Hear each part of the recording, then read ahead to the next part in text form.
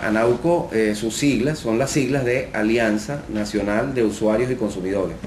Es una ONG, una organización sin fines de lucro, que surgió hace 10 años, cumple 10 años en 2012, a raíz de un problema que hubo en Venezuela con unos créditos bancarios, que se llamaban créditos indexados para vivienda y cuota balón de vehículos.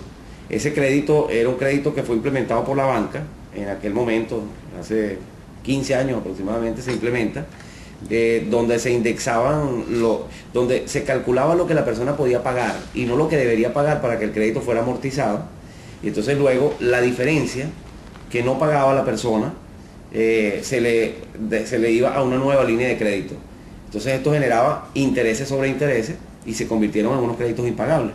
En aquel momento nosotros nos agrupamos una cantidad de deudores que tenían este problema y creamos para entonces una asociación que se llamaba Asociación de Deudores Hipotecarios, ANDI, donde nadie quería apoyar aquello porque era la banca lo que estaba en el otro lado de la acera. No había profesional que quisiera como apoyar esto, pero sin embargo nos fuimos. Nosotros empezamos a organizar gente, llegó un momento donde se hizo incontenible y representamos a más de 7.000 familias en la primera demanda, y bueno, obtuvimos una victoria muy grande que benefició a 30.000 familias que tenían el crédito. Esto obligó a la banca a reconvertir todo aquello, a devolver dinero en algunos casos, a devolver inmuebles ejecutados en otros, y luego el que todavía tenía vigente el crédito a rebajar con una aplicación de unas tasas distintas que hizo el Banco Central de Venezuela y con una fórmula de cálculo distinta. Esto hizo famosa, por decir de alguna manera, la organización, porque fue un caso muy sonado, el primer caso de acción colectiva en Venezuela que tuvo prosperidad.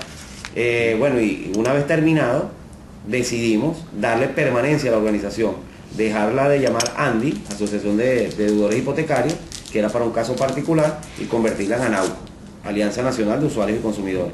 Desde allí hasta acá han sido múltiples, muchísimos los casos de acción colectiva que hemos tenido, algunos con el sector bancario, algunos con servicios públicos, y además de las acciones judiciales, hemos obtenido mucha legitimidad porque más de 2 millones de personas hacen eco de ANAUCO como afiliados, y esto le da piso, le da fuerza popular a la organización.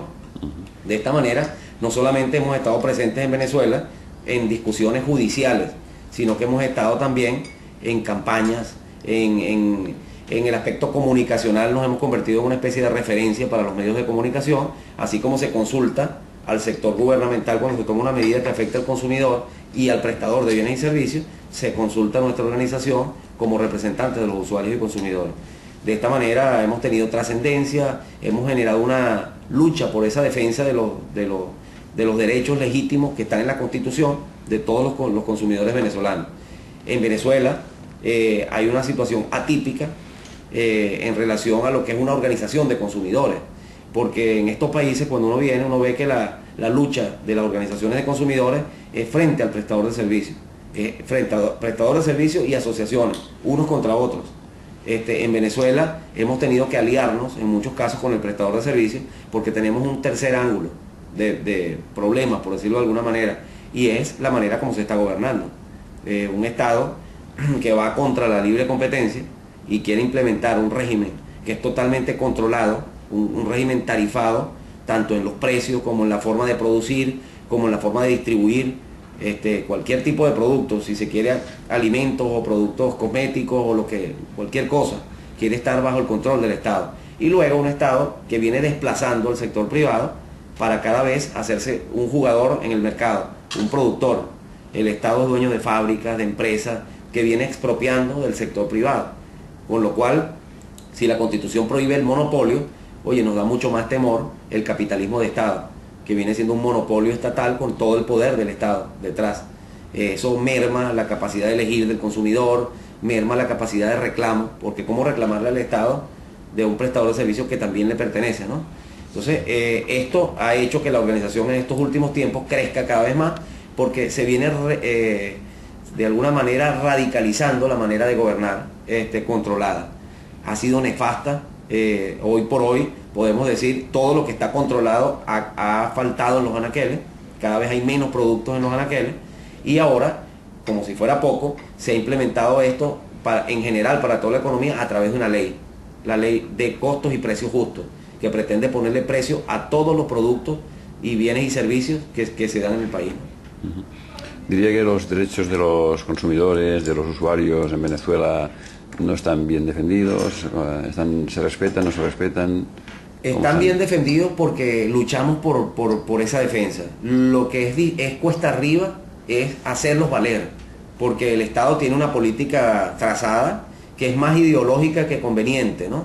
En la economía la única ley que funciona es la ley de la oferta y la demanda.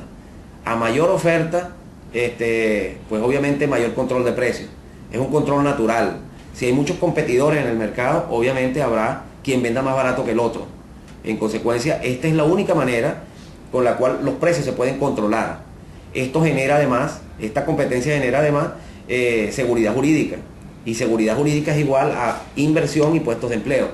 Mientras más controles, más radicalización de estos métodos expropiatorios que ponen en riesgo hasta la propiedad privada, pues menos inversión, menos competidores, más productos únicos y menos capacidad de elegir del consumidor. Eso es lo que estamos viendo en Venezuela, a diferencia de todos los países de la región.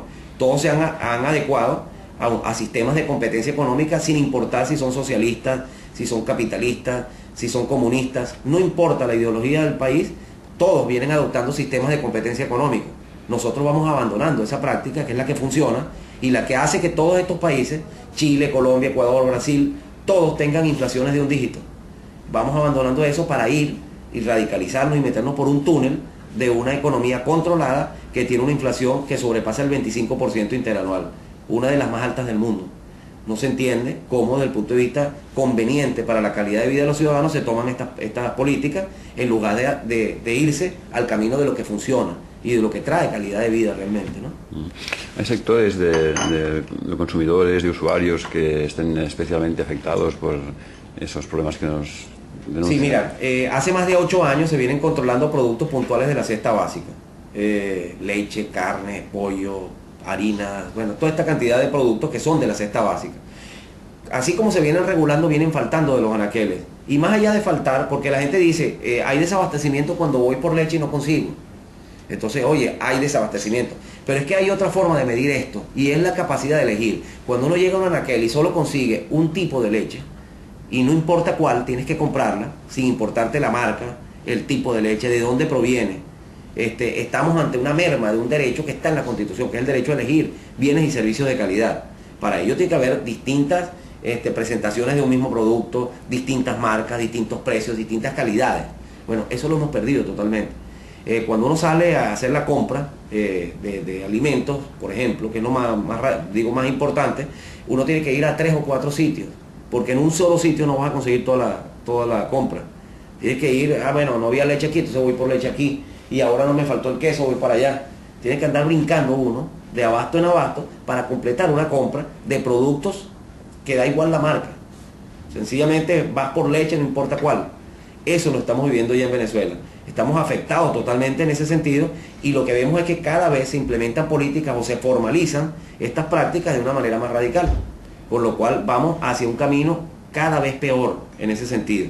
Por eso nosotros estamos luchando, estamos haciéndonos eco de muchas formas, por las vías judiciales, por las vías comunicacionales, a través de la legitimidad de la unión, de organizar personas, para que el gobierno entienda que no es el camino. Ese camino no trae bienestar a los venezolanos, no trae calidad de vida, al contrario, nos están llevando a un camino gris como las calles de Venezuela, que son oscuras, porque no permiten ni siquiera ya encender letreros de publicidad por problemas eléctricos, en un país donde la electricidad la controla el Estado, que es un ejemplo muy patético de lo que es un Estado empresario, un Estado que controla todo lo que es la generación, transmisión y distribución de energía eléctrica, y vivimos con cortes de energía, y vivimos con racionamientos, con multas cuando te pasa de un consumo determinado, cuando Venezuela es un país que produce petróleo, un país donde la termoeléctrica debería estar totalmente avanzada, un país que tiene ríos con altos caudales de agua, que pudiera tener una energía pero extraordinaria, un país con vientos ecuatoriales, con sol ecuatorial, donde pudieras tú tener cualquier tipo de energía alternativa. Y el Estado, que monopoliza todo, ha fracasado en el manejo de un servicio. Es un ejemplo eso de lo que es el Estado empresario que se nos está implantando y que cada vez absorbe más parte de la producción. Ya por hoy en muchos productos tiene 50 y 60% de la producción nacional, el Estado, pero el producto a veces falta. Y cuando falta se va atrás el empresario que maneja el 40% y se dice que es el culpable porque especula y porque acapara. Bueno, pero si el Estado produce el 60%, ¿por qué no existe el producto? Entonces, bueno, creemos que es una política totalmente errada. Nosotros no nos caracterizamos por ser políticos, nosotros aplaudimos lo bueno, cuando el Estado hace algo bueno, pues lo aplaudimos, cuando el gobierno se comporta adecuadamente lo aplaudimos y lo apoyamos, pero cuando lo hace mal le exigimos que lo haga bien, por todas las vías, por las vías legales, las vías judiciales, las vías internacionales, porque nos estamos defendiendo en Venezuela. Creemos que es el momento de trazarnos el destino nosotros mismos y no esperar de brazos cruzados lo que el papá Estado viene desarrollando en el país. Supongo que el gobierno debe justificar esa nueva ley que me comentaba diciendo que eso puede garantizar precios más bajos de los productos, ¿no? Ni siquiera esa es la justificación que nos han dado. La justificación central, o sea, lo principal que ellos alegan es que es un combate contra la especulación.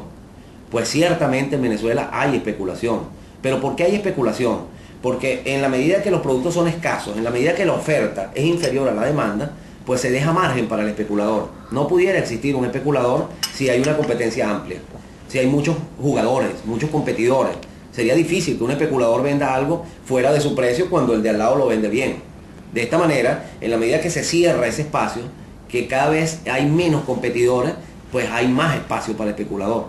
Por lo tanto, la forma de combatir la especulación, además de un sistema judicial idóneo, un sistema sancionatorio y supervisor correcto y adecuado, además de eso, tiene que existir una competencia amplia, una oferta que supere la demanda, para así cerrarle el cerco, cerrar el paso al especulador. Creemos que no se justifica una ley de este tipo por esa razón, porque lejos de combatir el fenómeno, lo que va es alimentarlo. Cada vez va a haber más especulación y ya lo vemos, por ejemplo, en leche en polvo que está faltando en los anaqueles, pero de una manera muy importante y un producto vital para los venezolanos. Bueno, las personas que no lo consiguen tienen que ir al buhonero, que es la economía informal, y tienes que pagar allí 50 veces lo que vale en el mercado con un precio regulado. ¿Y por qué? Porque el buhonero no está supervisado, no está controlado, es informal totalmente. La inflación decía que es un problema grave. Es el problema, ese es el principal impuesto que estamos pagando los venezolanos. Hemos tenido hace 2 o 3 años una inflación que superó el 30%, la que va cerrando este año, el año pasado, ronda el 25%. Estoy hablando de índice nacional de precios. No, si lo vemos por rubro, el tema alimentario te supera el 50% de inflación anual. Esto no lo aguanta nadie cuando los ingresos, en el mejor de los casos, van a un 10%, un 15%. Entonces, si tienes un ingreso que te aumenta en un 15% y la inflación en un 50%, cada vez te haces 35% más pobre, cada año que va pasando. Eso está ocurriendo en Venezuela y yo creo que ese es el principal flagelo, ese es el principal punto a controlar y no es la mejor vía el control, porque son 12 años de controles y 12 años de inflación acelerada y progresivamente creciente, ¿no? De manera creciente.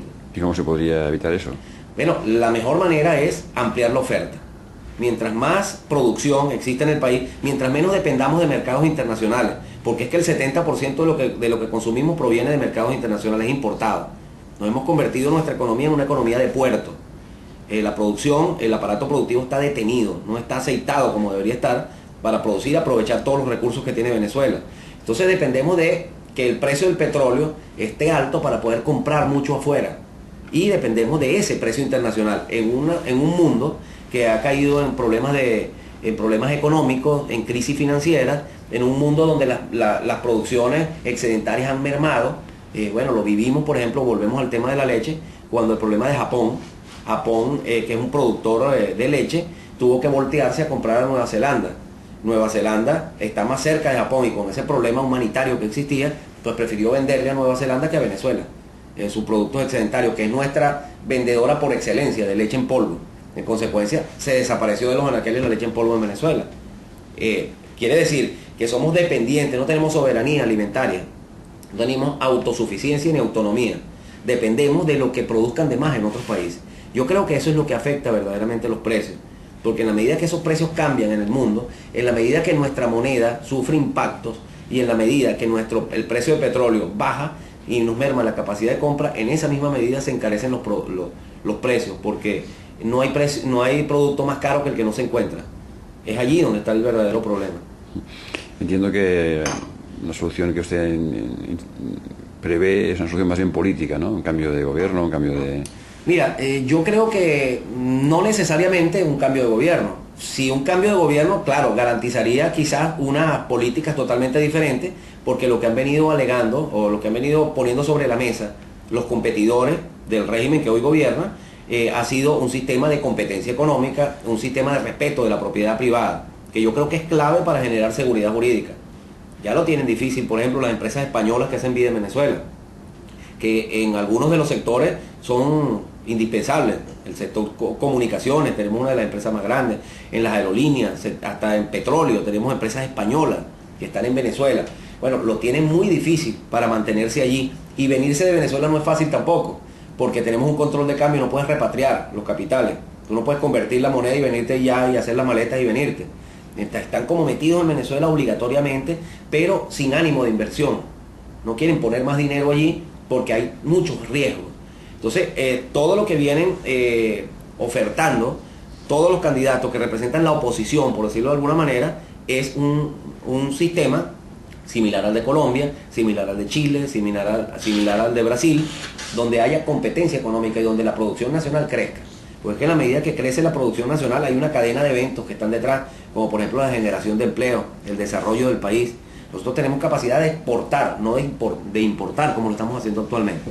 Ahora, el gobierno actual también puede virar el rumbo.